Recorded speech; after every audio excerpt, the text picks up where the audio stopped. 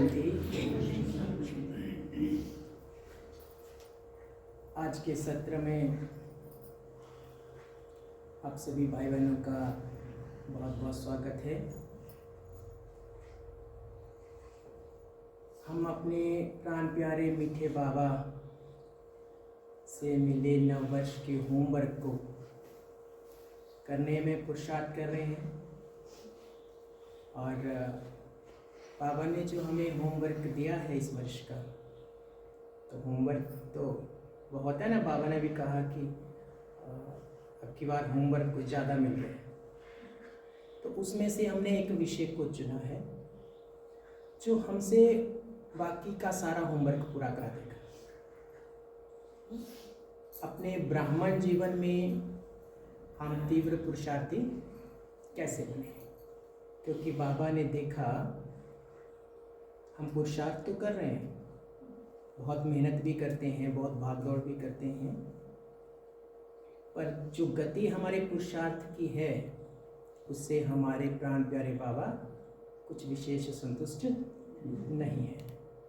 और मीठे बाबा चाहते हैं कि हमारे पुरुषार्थ में, क्योंकि अब संगम के अंत समय का भी तो बिगुल बजने वाला है ना, तो बाबा चाहते हैं कि हम अपने पुरुषार्थ की गति को रॉकेट की गति से, है ना, और बाबा तो ये चाहेंगे कि मन की गति से अब हम अपने ब्राह्मण जीवन में पुरुषार्थ तीव्र करें। तो इसी विषय को हम आगे बढ़ाएंगे और तब तक हम ये विषय पे मंथन करते रहेंगे जब तक कि मन बाबा के मन पसंद तीव्र पुरुषार्थी हम ना बन जाए। ऐसा हमें करना चाहिए। हम अगर ऐसे तीव्र पुरुषार्थी अपने ब्राह्मण जीवन में बन जाते हैं तो फिर प्रारब्ध ही प्रारब्ध है। बाकी चाहे कितना भी बाबा से मिला होमवर्क हो, चाहे हमें अविनाशी वो प्राप्तियाँ या ईश्वरीय वर्षा जो बाबा हमें दिलाने के लिए, देने के लिए आए हैं, या यूँ कहें कि बाबा जो स्वर्ग हथेली पर हमारे लिए लाए हैं, जो ईश्वरीय वर्षा लेके आए हैं, तो उसे हम संपूर्ण रूप से पालेंगे। तो तीव्र पुरुषार्थ करने में जो जो भी महत्वपूर्ण बातें हैं उनको सत्र बाई सत्र हम कवर करने का प्रयत्न करेंगे, उसका मंथन करेंगे और अपने जीवन में सब अपना लेंगे। तो इसी विषय के ऊपर जो सबसे पहली रिक्वायरमेंट है, जो अत्यंत आवश्यक है, जिसके बगैर हमारी ये ईश्वरीय पढ़ाई शुरू ही नहीं होती,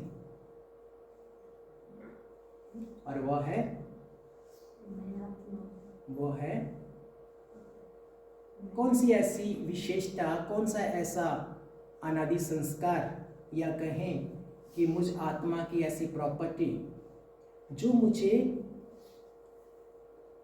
ईश्वरीय वर्षे के रूप में कहें, या ये कहें कि वो मेरी अपनी व्यक्तिगत संपत्ति है जो मुझसे कभी अलग नहीं होती और जिसके बगैर हमारी ये ईश्वरीय पढ़ाई शुरू ही नहीं होती है।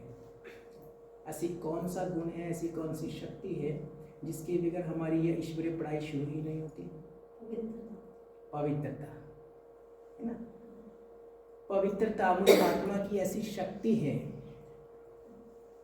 ऐसा अनादि संस्कार है, या यूँ कहें ईश्वरीय गुण है, जिसके बगैर हमारी यह ईश्वरीय पढ़ाई शुरू ही नहीं होती है। प्राप्तियां करना या तीव्र पुरुषार्थी बनना या फिर इस ज्ञान मार्ग पे आगे बढ़ना लगभग असंभव के समान है। तो पवित्रता क्या है, और पुरुषार्थी जीवन में ये जो हमारा ब्राह्मण पुरुषार्थी जीवन है, इसमें पवित्रता का महत्व क्या है, इसे हमें कैसे धारण करना है, इसका सही मायने में अर्थ क्या है। क्योंकि जिसे हमें धारण करना है उसका अगर हमें संपूर्ण अर्थ ही समझ में ना हो, या उसका संपूर्ण अर्थ अभी तक भी हमने जाना ना हो, तो इस ज्ञान मार्ग में आगे बढ़ पाना हमारे लिए लगभग असंभव सा हो जाता है ना। और जो संपूर्ण ईश्वरीय प्राप्तियां हैं जिनको प्राप्त करने के लिए हम बाबा के बने हैं, ये ईश्वरीय स्कूल में आकर के हम पढ़ाई पढ़ रहे हैं, वो अनंत ईश्वरीय प्राप्तियां ही हमें प्राप्त ना हो, हमारे अपनी तिजोरी में, मेरे भाग्य में वो ना आए, तो फिर ये निरर्थक हो जाएगी ना हमारी ईश्वरीय पढ़ाई।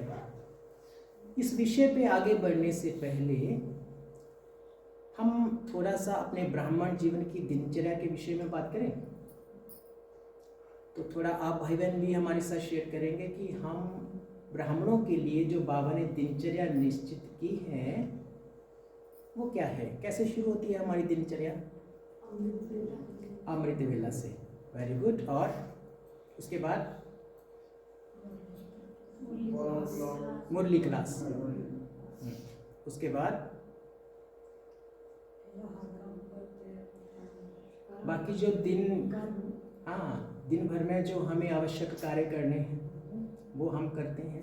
दिन भर में जो भी हमें आवश्यक कार्य करने हैं, जो कि बाबा ने कहा कि वैश्वी निर्वाह तो आपको करने ही है ना, जीवन को आगे बढ़ाने के लिए वो तो आपको करने ही है, लेकिन वो करते हुए भी हमें किन किन बातों का ध्यान रखना है?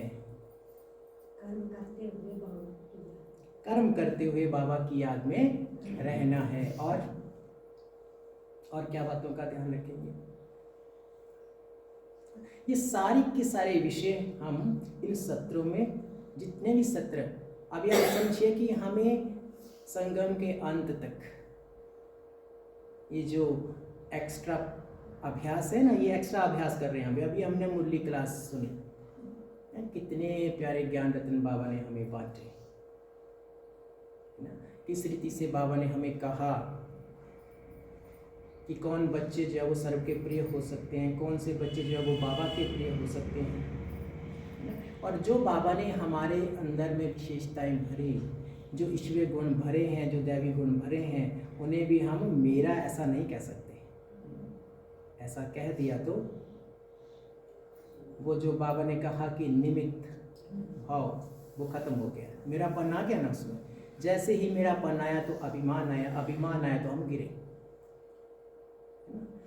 तो हर दिन बाबा हमें कितने प्यारे प्यारे ज्ञान रत्नों से हमारा ज्ञान स्नान करके हमें पवित्र बनाने का अथक प्रयास करते हैं, करते ही रहते हैं बाबा। कब तक करते रहेंगे? जब तक हम बन नहीं जाते, क्योंकि हमें ही अपनी स्वर्णिम दुनिया में, सुखों की दुनिया में चलना है। ठीक है, हम बाबा की याद में अपनी दिनचर्या पूरी करते हैं। किन किन बातों का हमें सारा दिन ध्यान रखना चाहिए, ये भी हम कवर करेंगे। ठीक है, और फिर हमें अपने दिनचर्या की समाप्ति कैसे करनी चाहिए। जब हमारी दिनचर्या पूरी हो जाती है तो उसके बाद उसको समाप्त कैसे, उसका एंड कैसे करना चाहिए। आरंभ तो हमने अमृत वेले से किया, एंड कैसे करना चाहिए? बाबा का शुक्राना करके, है ना, चार्ट दे करके। वाह, चार्ट दे करके, बहुत अच्छी बात कही, चार्ट दे करके, है ना।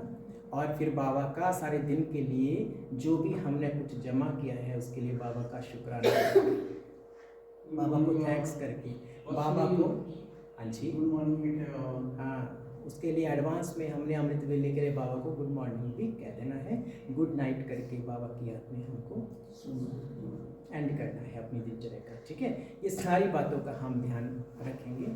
ये हमारी दिनचर्या। अब हमने अमृत वेले से दिनचर्या शुरू की है। कितने बजे हमारा अमृत वेला हो जाता है? तो अलग अलग समय हो सकता है ना। हाँ जी, तो 12 बजे से शुरू हो जाता है, लेकिन 3 बजे नॉर्मल टाइम है। 3 बजे नॉर्मल टाइम है। अच्छा, जो भाई बहन 3 बजे अमृत वेला करते हैं वो उठाएं हाथ, जो 3 बजे करते हैं। इंद्र भाई जी 3 बजे अमृत वेला करते हैं, वेरी गुड। हाँ, श्रेष्ठा बहन 3 बजे अमृत वेला करते हैं। हमने देखा है ना, सेवा केंद्र पे कई बार इनको रहने का अवसर मिलता है, तो 3 बजे उठ जाते हैं। और उसके बाद 3 बजे के बाद जो भाई बहन अमृत वेला करते हैं, 3 बजे के बाद 3:30 वाली, वेरी गुड, 3:30 वाली, क्योंकि आइडियल टाइम है। 3 बजे वाले थोड़े एडवांस है ना, उनको थोड़ा ज़्यादा रहता है कि बाबा ना हमें, हाँ, कई बच्चे देखो ज्वालामुखी योग बैठी होती है तो बाबा के घर में 2:30 बजे उठ करके ज्वालामुखी योग बैठी है ना, तो उनको थोड़ा ज़्यादा रहता है कि बाबा हम थोड़े ज़्यादा जमा करेंगे ना।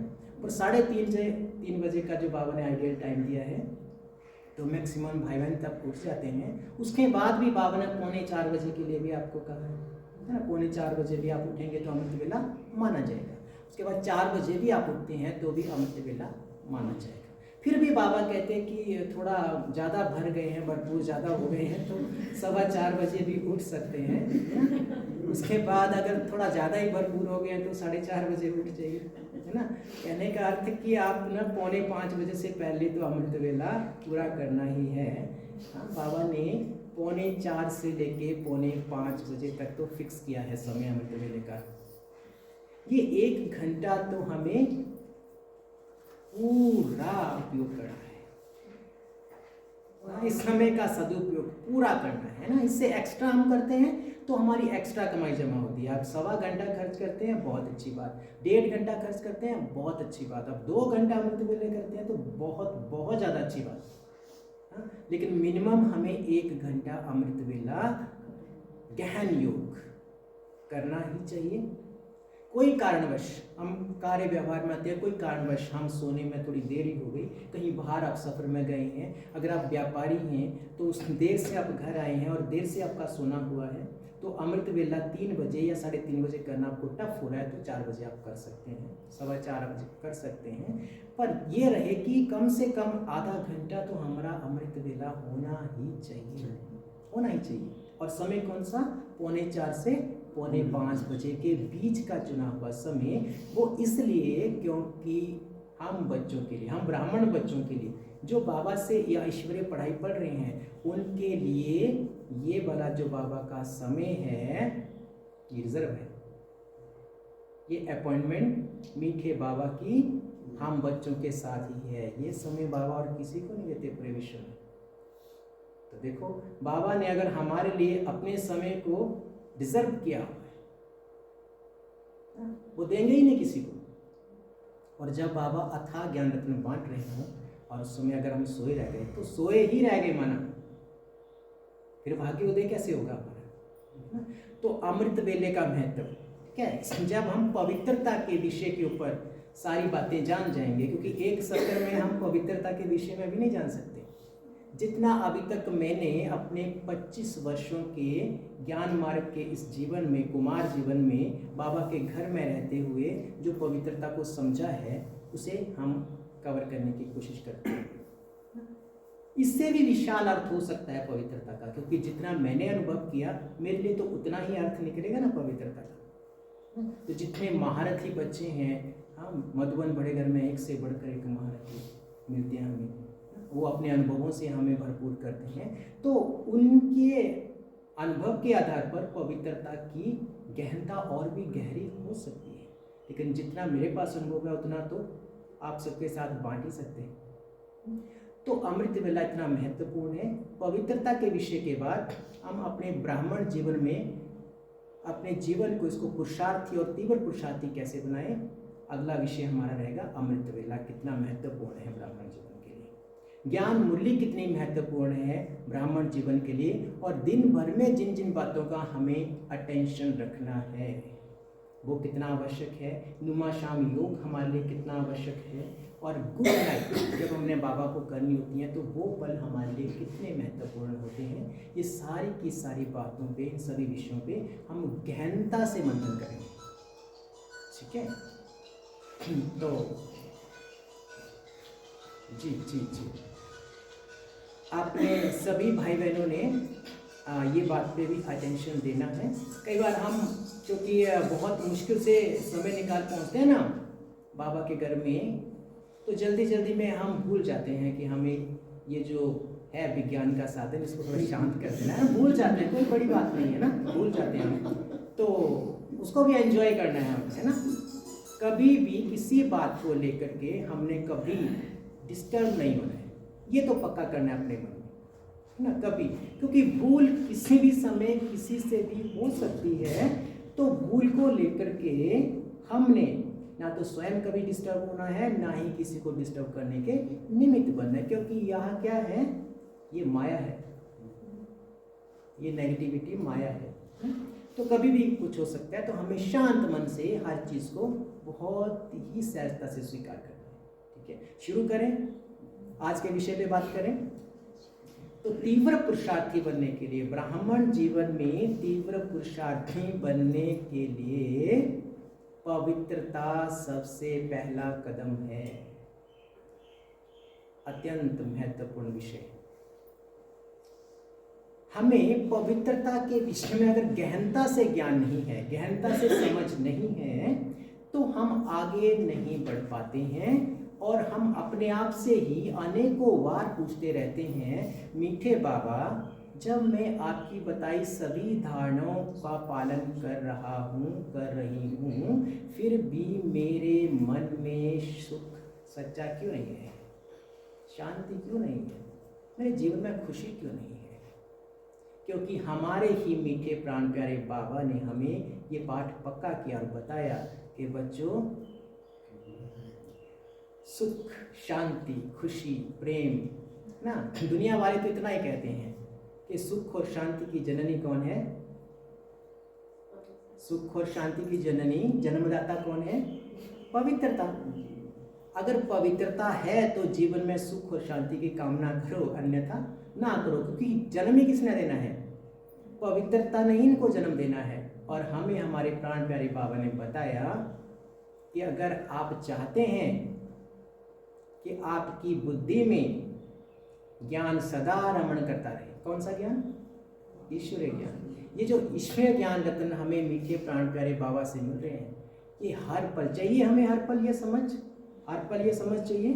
क्योंकि दुनिया में भी कहते हैं कि कोई समझदार व्यक्ति अगर बेसमझी वाला काम कर देवे, जो बेसमझ है वो तो है ही, लेकिन कोई समझदार व्यक्ति अगर बेसमझी वाला काम कर देवे तो क्या कहेंगे? आप तो बहुत समझदार थे। आपकी समझ पे तो हमें भी प्राउड है, हमें नाज है, हमें गर्व है।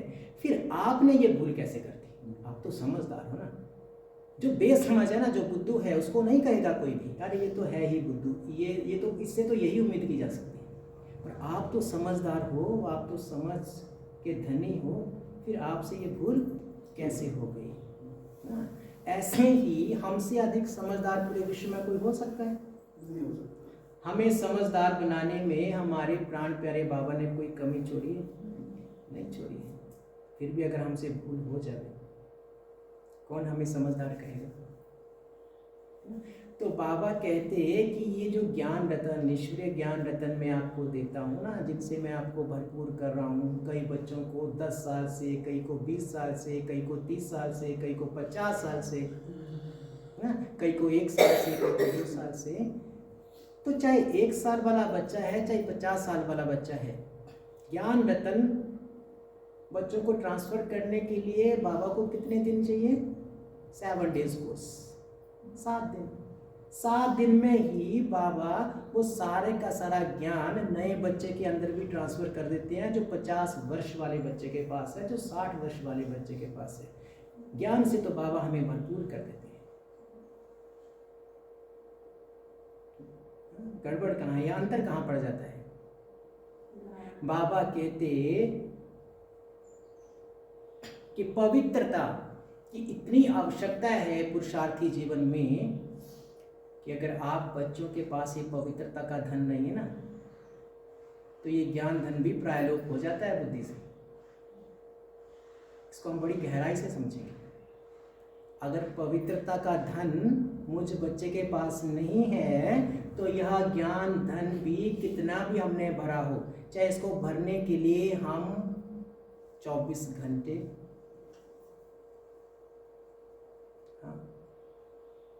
12 महीने हम लगा दें, हर पल लगा दें, लगातार सुनते रहें, पर अगर हम बच्चों की बुद्धि का ये बर्तन है, यह बर्तन अगर ये शुद्ध नहीं है, तो इधर से जाएगा, उधर से बाहर, इधर से प्रवेश करेंगे ज्ञान धन रतन, उधर से लीकेज, लगातार लीकेज। जिस बर्तन में लगातार लीकेज हो, उसको कब भर लेंगे आप? कितने दिन में भर जाएगा? बाबा कहते, तो बाबा क्या कहते हैं कि ये जो ईश्वरीय ज्ञान रतन बाबा हमें देते हैं ना, ये शुद्ध बुद्धि में, शुद्ध बुद्धि रूपी बर्तन में ही टिक सकते हैं, अन्यथा प्राय लोग हो जाते हैं, गुम हो जाते हैं, बुद्धि में टिकते नहीं हैं। सोचिए कि जब हमसे कोई भूल होती है, हम ब्राह्मण बच्चों से जब कोई भूल होती है तो वो समझ में होती होगी या बेसमझी से? बेसमझी से होती है। इसका अर्थ उस समय में हमारी बुद्धि में ये ज्ञान रतन नहीं थे, तो कहाँ गए? क्योंकि यह ईश्वरीय ज्ञान रतन, यह ईश्वरीय समझ जो हमारे प्राण प्यारे बाबा हमें दे रहे हैं या हमें इतना समझदार बना रहे हैं, अगर उस समय में ये समझ हमारी बुद्धि में होती तो क्या हमसे भूल होती? नहीं होती। तो यह ज्ञान रतन जो बाबा हमें दे रहे हैं अशुद्ध बुद्धि में टिक नहीं सकते, तो हमारी उन्नति होगी कैसे? और इसका दूसरा रूप भी उतना ही सत्य है। अगर हमारी बुद्धि में ज्ञान रतन है तभी हम पवित्र बनने का पुरुषार्थ करेंगे। हमारी बुद्धि शुद्ध भी तभी बन सकती है जब बुद्धि में ज्ञान रतन चल रहे हैं, जब बुद्धि में ज्ञान रतन काम कर रहे हैं। ज्ञान रत्नों के आधार पर हमारी बुद्धि में श्रेष्ठ संकल्प चल रहे हैं तो बुद्धि लगातार शुद्ध हो रही है, उसका शुद्धिकरण हो रहा है। और दूसरी ओर ये बात भी सत्य है कि अगर बुद्धि शुद्ध है तो ज्ञान रत्न भी तभी चलेंगे। इनका आपस में बहुत गहरा संबंध है। इसमें सबसे पहले जब बाबा हमारे पास आते हैं ना मूल वतन छोड़कर, तो वो क्या करते हैं? पहले तो ज्ञान जल से सींचते हैं हमको। थोड़ा अपने बचपन को याद करें, आपको बहुत स्पष्ट हो जाएगा। जब मुझे अपना बचपन याद आता है तो मैं सतो प्रधान हो जाता हूँ बिना पुरुषार्थ के। जब बाबा हमें अपना बनाते हैं ना, जब हमारा बचपना होता है तो उसमें हम नाच रहे होते हैं खुशी खुशी। हमें समझ नहीं होती है, हमको इतने अनुभव नहीं होते ज्ञान युग में, लेकिन जो पुराने भाई बहन होते हैं उनसे अधिक नशा होता है हमें ज्ञान युग का। हम नाचते रहते हैं, सारा दिन गुणगान करते हैं, प्यारे बाबा, मीठे बाबा, प्यारे बाबा। हमें ये नहीं पता हर त्याग हमारे लिए बड़ा मुश्किल होता है, टफ होता है, लेकिन फिर भी हम नाचते रहते हैं मन ही मन। बाबा मिल गया, बाबा मिल गया। जिन्होंने बच्चों ने अच्छी रीति बाबा को पहचान लिया है वो इसी खुशी में नाचते हैं। तो उस समय में क्या होता है? उस समय में जो ज्ञान रतन हमारी बुद्धि में बाबा डालते हैं वो टिकते हैं, बुद्धि शुद्ध रहती है और हम नाचते रहते हैं। तब हमें कोई तनाव नहीं होता। तनाव से हम उभरे ही होते हैं। अभी अभी बाबा ने ज्ञान रत्नों से हमें सींचा होता है और एक तरह से जो हमें दुनिया में जख्म लगे हैं, जो माया रावण ने हमें हमारे मन पे जख्म दिए हैं, दुख दिए हैं, उनको बाबा ज्ञान रत्नों से सींच कर हील करते हैं। तो जब हमें आराम मिलता है तो हम अत्यंत खुश होते हैं, सुकून में होते हैं, सच्चे अतीन्द्रिय सुख में होते हैं। और तब हमें कोई कुछ कहता भी है ना, हम उसकी परवाह नहीं करते। अतः जो हम सुबह अपनी 7 डेज कोर्स के सत्र में जो सुन के जाते हैं वो हमारी बुद्धि में घूमता रहता है। थोड़ा बचपन को याद करें, वो घूमता रहता है, वो हमें छोड़ता नहीं है, घूमता रहता है। क्यों घूमता रहता है? क्योंकि उस समय छोटे छोटे बच्चों को बाबा एक्स्ट्रा मदद देते हैं। जैसे कोई बच्चा जन्म लेता है ना, पेरेंट्स कितना ध्यान रखते हैं उसका। अरे बच्चा देख तो नहीं जाएगा, अरे ध्यान देना, सबकी ड्यूटी लगा देते हैं, वो गिर ना जाए, उसको चोट ना लग जाए, वो धूप में तो नहीं है, वो सर्दी में तो नहीं है। कितना एक्स्ट्रा केयर करते हैं उन बच्चों की उनके पेरेंट्स। और जब वो बड़े हो जाते हैं तो उतना केयर करना छोड़ देते हैं, क्योंकि अब वो अपना ध्यान खुद रख सकते हैं। तो अपने बचपन के, इसलिए बाबा कई बार मुरली में कहते हैं कि बच्चों अपने बचपन के दिन भुला नहीं देना, क्योंकि वो बचपन के दिन इतने सुखदायी होते हैं, इतने सतोप्रधान होते हैं, जिसमें हमें हमारे प्यारे बाबा से मिलने वाला स्नेह भरपूर होता है। हम बाबा को महसूस करते हैं। कहने का अर्थ कि जब जब हमारी बुद्धि में ये ईश्वरीय ज्ञान रत्नों का नियमित रूप से हाँ, संचार होता रहेगा।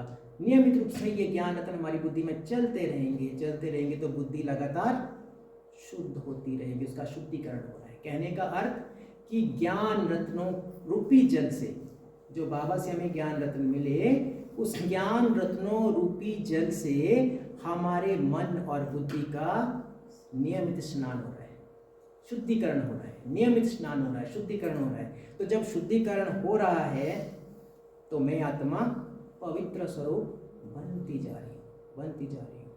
और हमें दुनिया में भी सिखाया गया, स्थूल में भी, कि जहां पर शुद्धता होती है वहां पे रोग व्याधि कोई आ नहीं सकती। क्या आ सकती है? इसमें हमें क्या सिखाया जाता है? अपने घर को, अपने वस्त्रों को, अपने खान पान को शुद्ध करो। आपके आसपास का जो परिवेश है वो शुद्ध साफ सुथरा होना चाहिए। हम उसका ध्यान रखते हैं और जहां पर भी गंदगी होगी वहीं पर ही रोग व्याधियां पनपती हैं। तो हम इस बात का विशेष ध्यान रखते हैं कि हमारे आसपास कोई तरह की गंदगी ना हो। तो ये तो स्थूल बात हो गई। ऐसे ही मैं आत्मा कहाँ रहती हूँ? इस तन में रहती हूँ।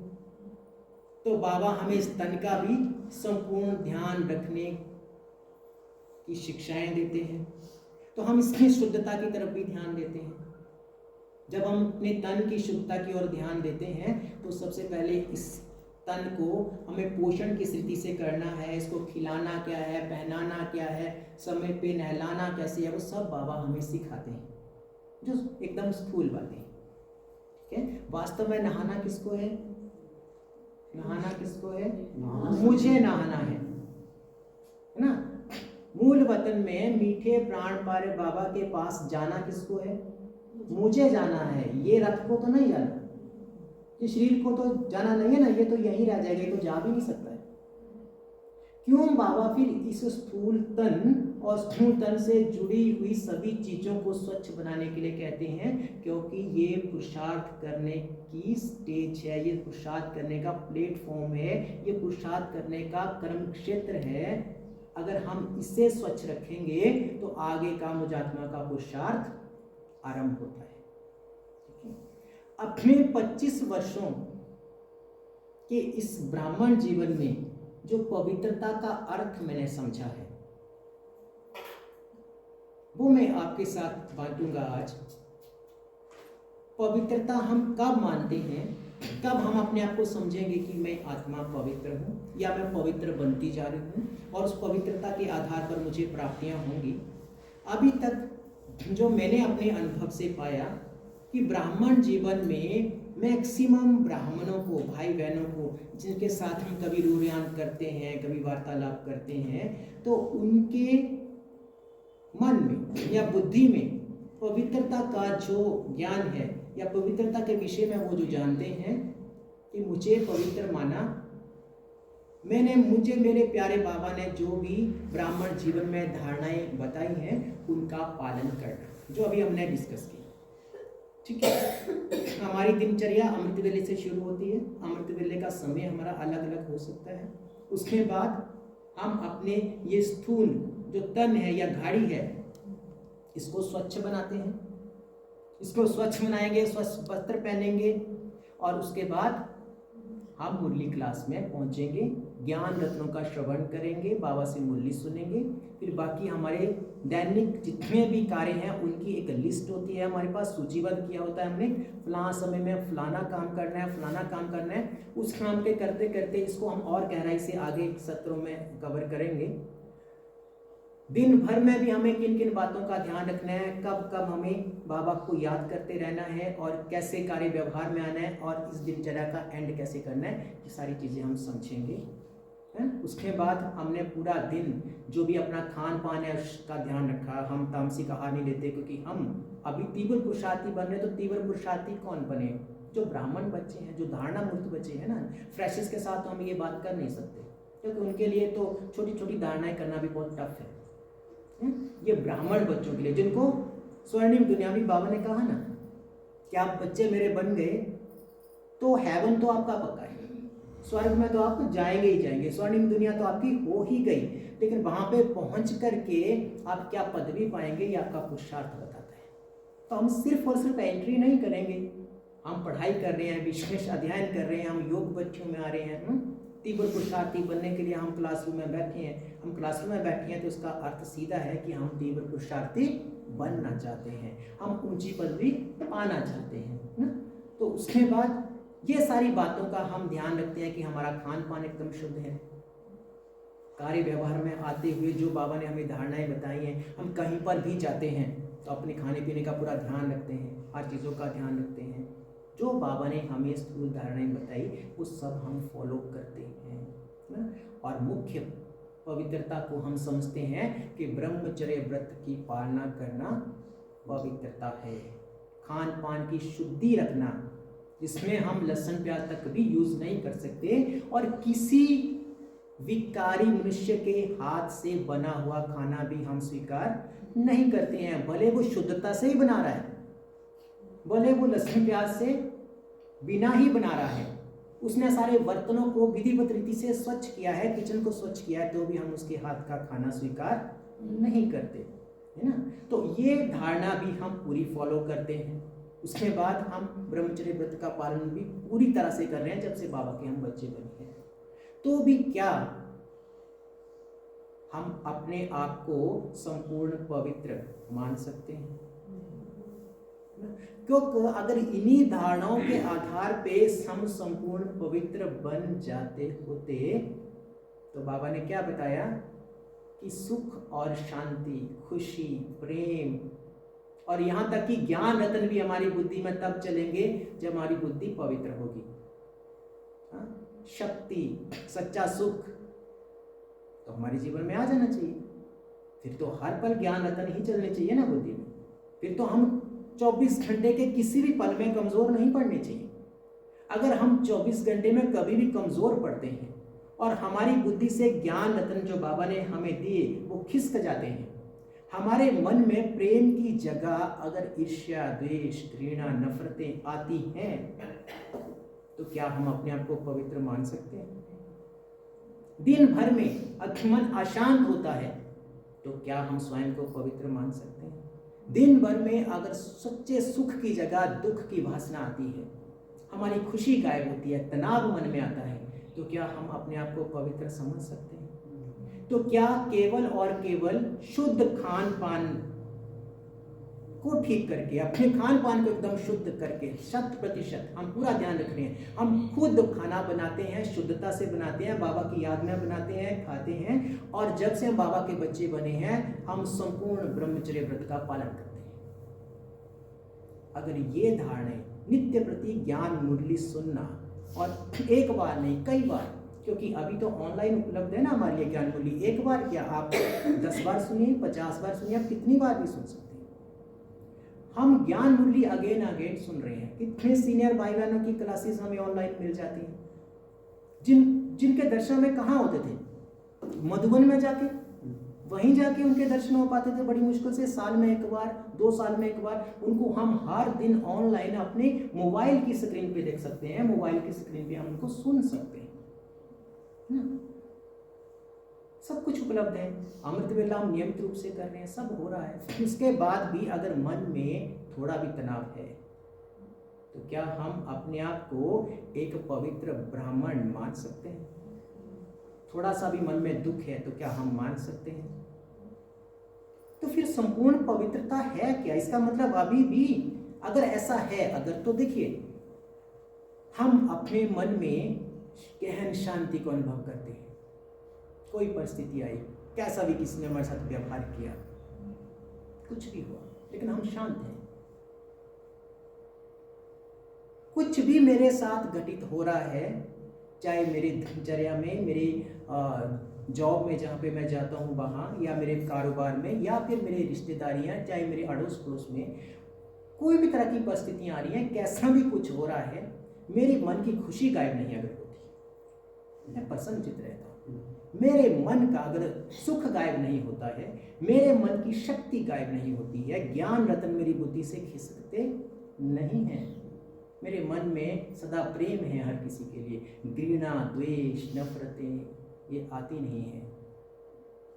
मन में शांति सदा समाई हुई है, तो अपने आप को शाबाश देनी है। तो समझिए कि स्वर्ग आपका हुआ पड़ा है, आप सदो प्रधान अवस्था को प्राप्त कर चुके हैं। अब ये स्वर्णिम दुनिया आपसे दूर नहीं, आपको मिली की मिली।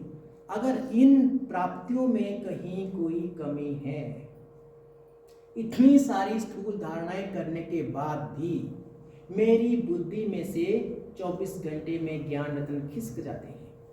मेरे मन में घृणा द्वेष नफरतें इनके भाव उत्पन्न होते हैं, मन की शांति गायब होती है, मन में दुख की अनुभूति आती है, आनंद की जगह तनाव आता है, शक्ति की जगह अगर मैं कमजोरी महसूस करता हूँ तो कहीं ना कहीं मन में अशुद्धता है, कहीं ना कहीं हमारे मन में हमारी बुद्धि रूपी वर्तन की पवित्रता में कहीं कमी है। तो हम समझते हैं अभी आप एक और काम करेंगे। देखिए, जब से मैंने होश संभाला ना, और जब से मैंने पढ़ना शुरू किया, ये बाबा की शिविर पढ़ाई नहीं, लौकिक पढ़ाई भी, मैं अपना अनुभव आपको बताता हूँ। मैं कभी भी अपनी नोटबुक और पेन के बगैर स्कूल नहीं गया कभी। इसका मैं आपको फायदे बताता हूँ ना, मैंने आज तक अपने जीवन में इसके फायदे क्या महसूस किए। जब 25 वर्ष पहले मुझे बाबा ने अपना बनाया, तो ऐसी कोई मुरली क्लास या फिर ऐसा कोई सत्र नहीं होगा, चाहे योग बैठियाँ हैं, चाहे वो 7 डेज कोर्सेज हैं, चाहे वो मुरली क्लास है, जब मेरे हाथ में कलम और डायरी नहीं होगी। इसके फायदे बताता हूँ। इसके फायदे क्या होते हैं?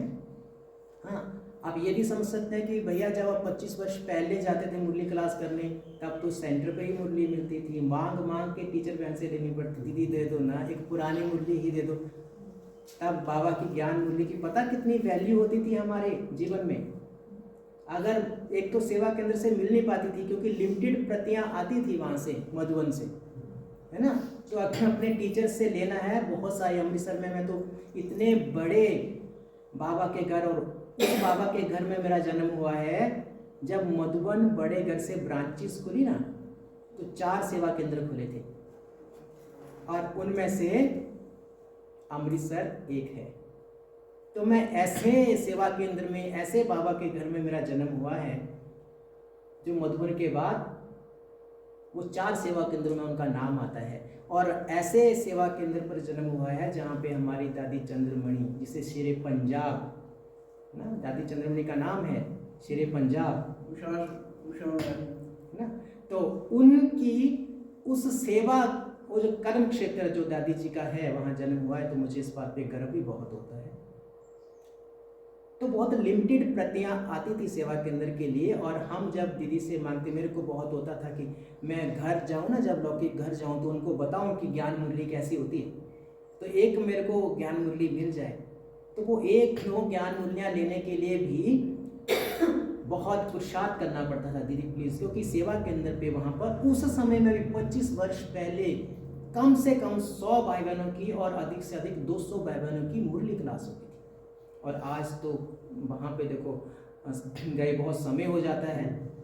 आज तो एक सेवा केंद्र और लॉरेंस रोड के अलावा वहाँ पे बाईपास में बहुत वेद का चौक, बहुत बड़ा सेवा केंद्र, जिसके हॉल का उद्घाटन अभी था, तो बहुत बड़ा ऑडिटोरियम बना है। तो बीच में जब भी हमें समय फुर्सत लगती है तो हम जाएंगे, हम सब पूरा परिवार ना। तो वहाँ पे वो मेरी जन्मभूमि है, तो मुझे बहुत गर्व है अपनी जन्मभूमि के प्रति। तो वहाँ पर जब भी मैं जाता था सुबह मॉर्निंग क्लास में, तो इतने भाई बहनों की क्लास हुआ करती थी। इतने भाई बहनों को मुरली चाहिए, तो इतनी मुरली तो नहीं आती बाबा के घर में ना, कुछ लिमिटेड प्रतियाँ। तो हर क्या कंपटीशन होता है, दीदी मुझे चाहिए, दीदी मुझे चाहिए। और अगर मिल जाती थी ना, तो भाग्य खुल गया, ऐसा अनुभव होता था। ऐसी भूख रहती थी मुरली के लिए। तो मैंने जब भी डायरी और पेन क्यों लेके जाया करते थे तब, क्योंकि हर दिन जब मेरा जन्म हुआ, तो हर दिन बाबा कहते थे कि मुरली मिस नहीं करना बच्चे, मुरली मिस नहीं करना। इतना पाठ पक्का हो गया कि आज तक मुरली मिस नहीं। ना शुक्रिया है बाबा का। तो उसको पॉइंट्स को लिखते थे, हर एक भाई बहन के हाथ में डायरी पेन होता था, वो पॉइंट्स को लिखते थे, क्योंकि मुरली मिले ना मिले फिर से वो तो संभव नहीं है। हाँ, क्योंकि सभी भाई बहन रिक्वेस्ट करेंगे कि जो कल वाली मुरलिया दीदी हमें दे दीजिए, तो किसके हिस्से में वो चली जाए तो कुछ कह नहीं सकते। तो भाई बहनों से फिर मांगते थे, आपने पढ़ ली होगी ना, मुझे मैं फोटो कॉपी करवा लेता हूँ, तो मुझे दीजिए आप, ऐसा होता था। तो आप कहेंगे कि वो तो वो जमाना था ना, अब तो हाँ हमारे मोबाइल पे मुरली आ जाती है एक दिन पहले ही एडवांस में। तो एक कॉपी क्या, हमसे कोई हजारों कॉपियाँ ले लें। तो आज डायरी पेन की क्या जरूरत है, एडवांस की है ना, एडवांस में आती है। तो आज डायरी पेन की क्या आवश्यकता है। हम तो अपना मोबाइल खोलेंगे और डेट डालेंगे, मुरली आ जाएगी सामने। देखो मैं आपको बताता हूँ, जब हम नित्य प्रति मुरली क्लास, ये ज्ञान रतन बाबा ने बताया ना, जो हमने समझा, बाबा ने हमें बताया कि यह ईश्वरीय ज्ञान रतन शुद्ध बुद्धि में ही टिकते हैं। आप अपना मोबाइल उठाइए और उसमें वीडियो मुरली चला दीजिए आप, या फिर ऑडियो मुरली चलाइए, या फिर आप उसकी कॉपी रख लीजिए। वो मेरी बुद्धि में कितना जाएगा और कितनी देर तक वो ज्ञान रतन टिकेंगे, वो मेरी बुद्धि की प्योरिटी के ऊपर डिपेंड करता है। हम अभी के अभी ज्ञान मुरली पढ़ने के बाद आप अपने अनुभव से चेक करना है ना, ये मैं अपना अनुभव बता रहा हूँ आपको। अभी मैंने पूरी ज्ञान मुरली पढ़ी, पूरी की पूरी ज्ञान मुरली सुनी, वो कितनी मेरी बुद्धि में जाएगी या कितनी देर तक टिकेगी, it depends on the purity inside my mind. मेरे मन में किस हद तक शुद्धता है, किस हद तक प्योरिटी है, किस हद तक पवित्रता है, उस हद तक ही वो ज्ञान रतन टिकेंगे। उसके बाद वो उड़ जाएंगे। भले मैं 1 साल से बाबा का बच्चा हूँ, चाहे 10 साल से हूँ, चाहे 50 साल से हूँ, चाहे 60 साल से हूँ, इस बात से कोई अंतर नहीं पड़ता है ना। उसके लिए हमें क्या करना होता है, जैसे बचपन के दिन बाबा याद कराते हैं ना, हमें बचपन के दिन भुला ना देना। तो उस समय में क्या हमारी बुद्धि शुद्ध होती है, तब तो हम ताजे ताजे निकले होते हैं गटर से, है ना। तो तब क्यों टिक जाते हैं ये ज्ञान रत्न बुद्धि में, काफी देर तक टिके रहते हैं, क्योंकि तब हमें बाबा एक्स्ट्रा मदद करते हैं। बाबा अपनी ईश्वरीय शक्तियों से, क्योंकि हम छोटे छोटे बच्चे होते हैं ना, तो प्योरिटी का धन तो हमारे पास है नहीं, पवित्रता का धन तो है नहीं हमारे पास, तो बाबा हमें एक्स्ट्रा देते हैं। बाबा अपनी ईश्वरीय शक्ति से हमारी बुद्धि का शुद्धिकरण करते हैं और काफी समय तक ज्ञान रत्न हमारी बुद्धि में टिके रहते हैं। और तब हम नशे में गीत गाते रहते हैं, कोई हमें कुछ कह भी रहा, वो सुनते ही नहीं उसकी बात, हम अपने ही मौज में रहते हैं, है ना। उसके बाद हम हर दिन बाबा के घर में आके ज्ञान मुरली सुनते हैं। सीनियर भाई बहनों के संपर्क में हम बहुत गहरी गहरी बातें उसके साथ हमें सुनने का और अनुभव प्राप्त करने का अवसर मिलता है। टीचर के अनु से हम पालना लेते हैं, हम बड़े हो जाते हैं। और जैसे हम बड़े हो जाते हैं तो एक्स्ट्रा मदद जो बाबा से हमें मिल रही है, ये मिलना बंद हो जाती है। बाबा कहते हैं कि बच्चे, बाप की मदद से तुम राजा रानी नहीं बनेंगे, स्वर्णिम दुनिया के महाराजा महारानी नहीं बनेगी। ये जो प्योरिटी आप मुझसे अनुभव कर रहे हो, अब इसको अर्जित करो। आप कमाने लायक हो गए, अब आप कमाने योग्य हो गए हो। अब तक जो बाप से वर्षा मिल रहा था, जब छोटे बच्चे थे कमा नहीं सकते थे, अब आपको कमाना सिखा दिया है। अब आप प्योरिटी को कमाओ, अपने भीतर में प्योरिटी को परमानेंट धारण करो और उसी के आधार पर आपको प्राप्तियां होनी है। ठीक है, तो आप लिख सकते हैं, नहीं तो आपने पहुंच कर, क्योंकि ये वीडियो आपको मिलने वाली है, रिकॉर्ड हो रहा है, आपके मोबाइल पे आ जाएगा, तो आपने लिख लेना है इसको, है ना। और नेक्स्ट टाइम आप ध्यान रखेंगे कि आप डायरी पेन लेके आएंगे, तो वही मैं आपको बताता हूँ कि डायरी पेन का क्या महत्व होता है। एक तो जब हम मुरली क्लास सेवा केंद्र पर सुनते हैं, तो हमारे मन की अवस्था का लेवल जो है, एनर्जी लेवल लगभग वैसा बनने लगता है जैसा हमारा बचपन में होता है, जब बाबा ने अपना बनाया था। क्योंकि बाबा के घर में सतो प्रधानता की वाइब्रेशंस होती है। यहाँ तमो प्रधान बनाएगा अपन वातावरण को, क्योंकि यहाँ पे फालतू तो कोई बात होनी नहीं, व्यर्थ तो कुछ है नहीं, है ना। जो भी बात होगी वो ईश्वरीय सेवाओं से जुड़ी ही होगी। तो यहाँ पे क्लासरूम का वातावरण मुख्यतः, जहाँ पे हम सिर्फ ज्ञान योग के और कुछ करते ही नहीं। जब भी हम यहाँ पे इकट्ठे होंगे तो ज्ञान योग ही करेंगे, मेडिटेशन करेंगे, बाबा के साथ बुद्धि योग लगाएंगे। तो हमारे बाबा के कमरे का वाइब्रेशंस, एनर्जी लेवल और क्लासरूम का एनर्जी लेवल बड़ा हाई होता है।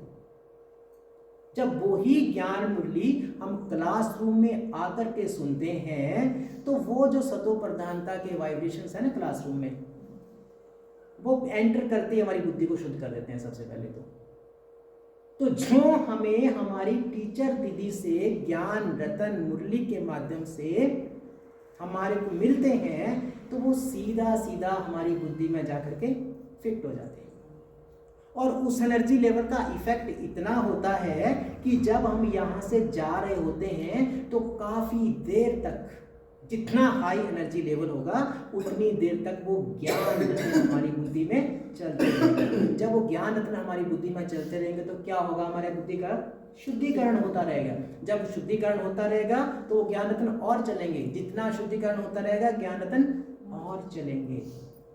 तो जब हम घर में या फिर हम ड्राइव कर रहे हैं या बस में बैठे हैं, ऐसा नहीं है कि जब बस में बैठे तो मुरली क्लास ना सुने, तो सुननी है हमें। लेकिन मैं अंतर बता रहा कि बाबा के घर में और मधुबन बड़े घर में अपने लोकल सेवा केंद्र पर, हाँ, वहां पे ज्ञान मुरली सुनने से और घर में या कहीं बाहरी वातावरण में ज्ञान मुरली सुनने में अंतर क्या होता है। वो डिपेंड करता है कि आपके घर का एनर्जी लेवल कैसा है। अगर तो आपने ज्ञान योग से अपने घर का एनर्जी लेवल बड़ा हाई बनाया है, आपने अपने घर में बाबा का कमरा बनाया है, वहाँ पे कोई फालतू बात नहीं होती, आप नियमित रूप से जाकर के वहाँ पे बाबा को याद करते हो, तो वहाँ पे बैठ करके जब हम मुरली क्लास करेंगे तो आपकी बुद्धि में ज्ञान रत्न पूरे जाएंगे। अगर आपने अपने घर को भी सेवा केंद्र के समान बनाया है, स्वर्ग बनाया है, तो वहाँ पे भी आप मुरली क्लास जब भी सुनेंगे या पढ़ेंगे तो वो भीतर तक जाएगी। और अगर वहाँ एनर्जी लेवल या फिर सतो प्रधानता वाले वाइब्रेशंस वहां पे नहीं है, सतो प्रधानता के वाइब्रेशन माना 7 वर्चुस, फोकस कीजिए बच्चे, 7 वर्चुस, मुझ आत्मा के 7 वर्चुस, उनके आधार पर वो मुझ आत्मा के मन और बुद्धि में इमर्ज है, मर्ज नहीं है, इमर्ज है, वो अपना प्रभाव छोड़ रहे हैं।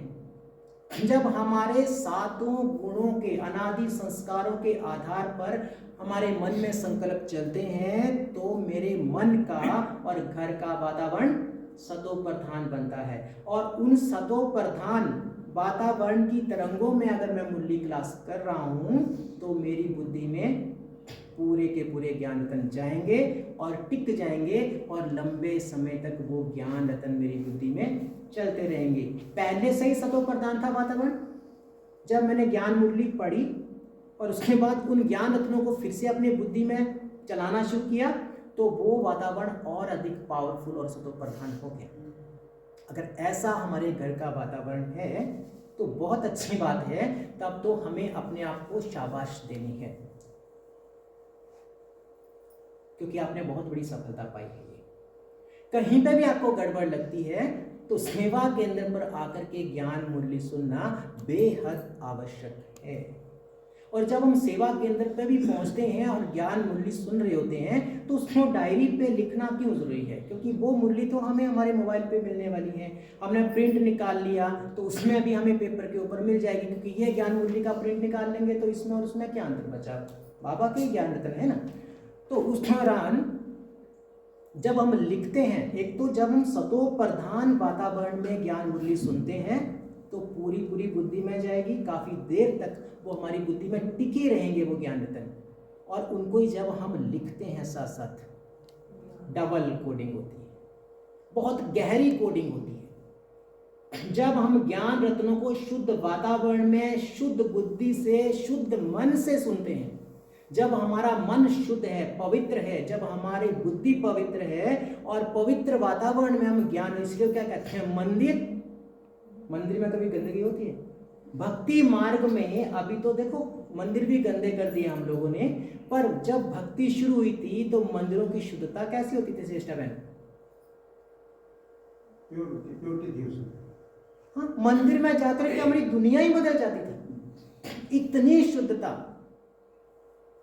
कहने का अर्थ, अगर हमने प्रभु चिंतन करना है, अगर हमने अपने मन और बुद्धि को पिता परमात्मा के साथ लगाना है, आप परमात्मा तो दुनिया कहती है, हमारे तो मीठे बाबा हैं, अगर हमने प्राण प्यारे मीठे बाबा जो पवित्रता के सागर हैं उनके साथ अपने मन और बुद्धि को जोड़ना है तो शुद्धता तो हमें लानी होगी। जब हम शुद्ध वातावरण में, अपने सेवा केंद्र के शुद्ध वातावरण में आकर के ज्ञान मूल्य का श्रवण करते हैं, और वो भी किसके मुख द्वारा? पवित्र टीचर बहन के मुख द्वारा, जो नियमित रूप से अपने मन और बाबा के घर के वातावरण का अटेंशन, शुद्धता का, पवित्रता का संपूर्ण अटेंशन रखते हैं, जिनको बाबा के घर का वातावरण भी शुद्ध बना के रखना है, अपने मन का वातावरण भी शुद्ध बना के रखना है। क्योंकि अगर टीचर बहन के मन का वातावरण शुद्ध है, पावन है, पवित्र है, तो बाबा के घर का तो होने ही वाला है। ऐसे पवित्र वातावरण में और ऐसे पवित्र, परम पवित्र टीचर बहन के मुख से ज्ञान मूल्य सुनते हैं जब, तो एनर्जी का फ्लो कैसा होता है?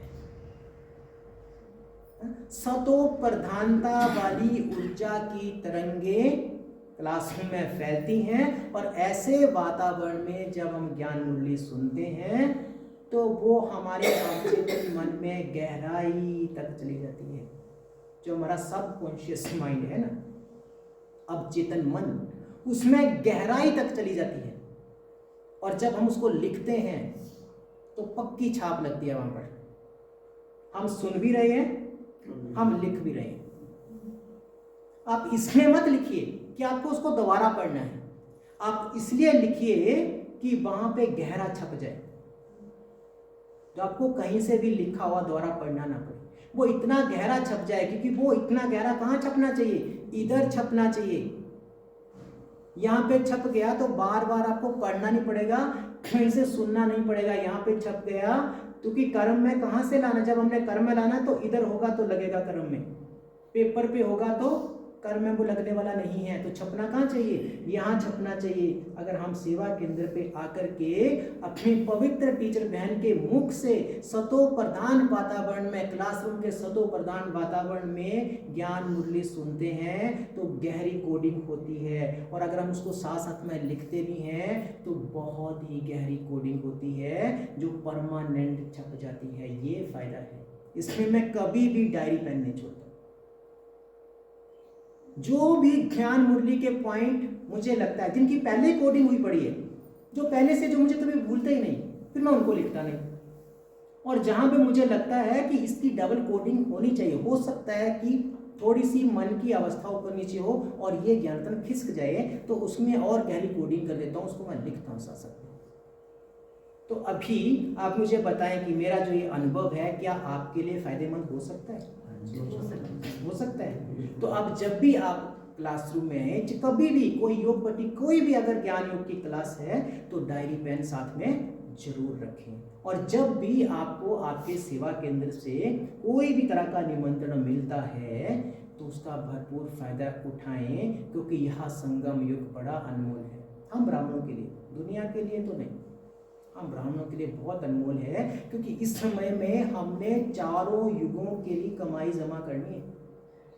4 युगों की कमाई जमा करनी हो और संगम युग रह गया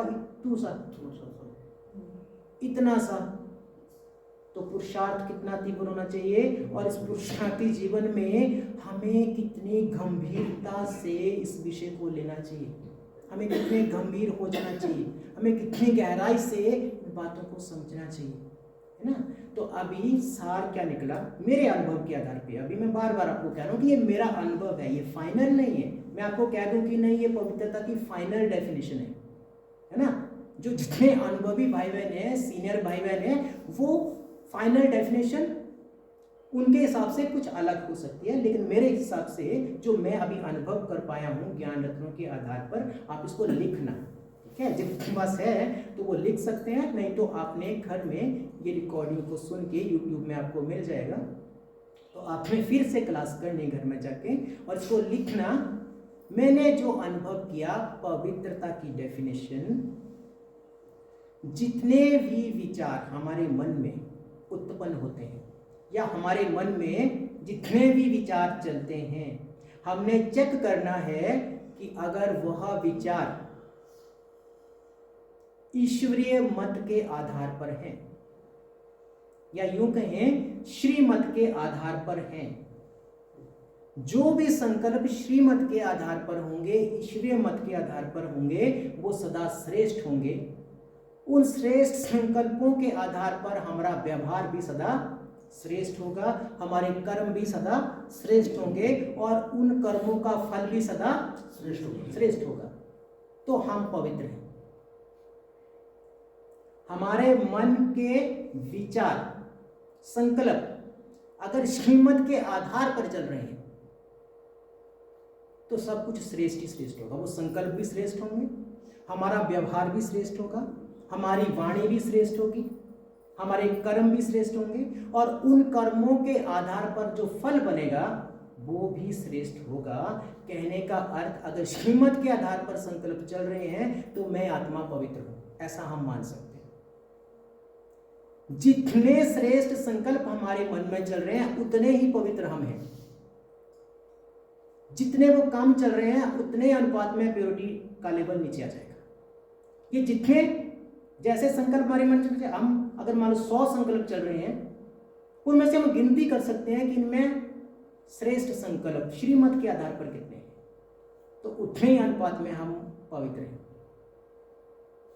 उनमें से कुछ विचार जो है वो श्रीमत के आधार पे नहीं है। अगर वो श्रीमत के आधार पे नहीं है तो आसुरी मत के आधार पे है। फिर सिंपल बात, मेरे मन में जो भी संकल्प चल रहे हैं अगर वो श्रीमत के आधार पर नहीं है तो बचे हुए सारे संकल्प किस आधार पे हैं?